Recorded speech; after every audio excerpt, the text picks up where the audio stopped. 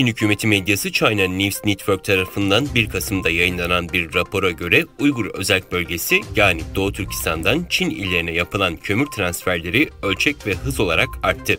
Ayrıca Eylül 2022'ye kadar Doğu Türkistan'dan Çin'e sevk edilen kömür 55 milyon tonu aştı. Bu dönemde Doğu Türkistan'daki kömür madenciliği miktarı %35 artarak Çin'in en büyük ikinci madenciliği oldu. Rapor bunu Uygur bölgesinde ilerleme olarak nitelendirirken Rusya-Ukrayna savaşının başlamasından sonra ortaya çıkan küresel enerji kıtlığıyla başa çıkmak için önlemlerden biri olduğunu da iddia etti. Uygur Araştırma Merkezi Müdürü Abdülhakim İdris, Hindistan'da Hintli bazı parlamento üyeleri, üniversite hocaları, öğrencileri ve bazı araştırma merkezleri başkanlarıyla bir araya geldi ve ayrıca önde gelen Hint medyalarına röportajlar verdi. Ekim ayının sonunda Hindistan'da bir hafta ziyaretlerde bulunan Abdülhakim İdris, çeşitli araştırma merkezleri yetkilileriyle yaptığı röportajda onlarla Doğu Türkistan sorununu, Uygur soykırımını, Çin'in Doğu Türkistan'daki baskılarını, Çin'in yayılmacılığını ve Hindistan'a getireceği tehlikeyi konuştu. Çeşitli araştırma merkezleri başkanları bu konuların önemini vurgulayarak ilgili konularda derinlemesine araştırma yapmak için işbirliği yapmaya istekli olduklarını ifade etti.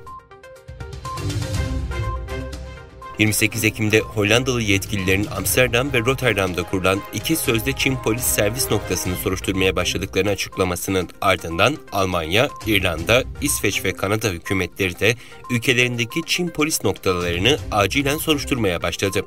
Çin'in diğer ülkelerde yasa dışı polis merkezleri kurması Batılı ülkelerin öfkesini uyandırdı. Bu aynı zamanda egemenlik ihlali olarak da nitelendirildi.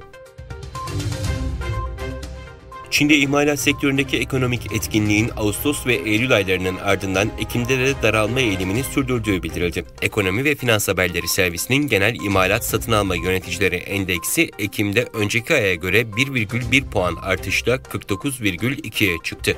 Endeks geçen aya göre artış kaydetse de son 2 aydaki daralma eğilimi Ekim'de de sürdü.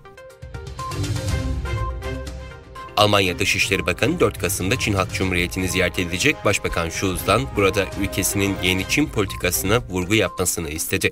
Bakan, Özbekistan'ın başkenti Taşkent'te yaptığı açıklamada Scholz'un Çin'i ziyaret etme kararını kendisinin verdiğini belirterek Scholz'dan Xi Jinping'e Alman hükümetinin mesajlarını iletmesini beklediğini ifade etti.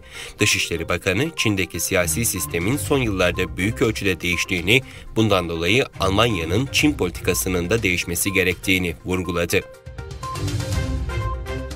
Nahçıvan Özerk Cumhuriyeti Devlet Güvenlik Servisi kaldırılarak yerine Azerbaycan Devlet Güvenlik Servisi Nahçıvan Genel Müdürlüğü kuruldu.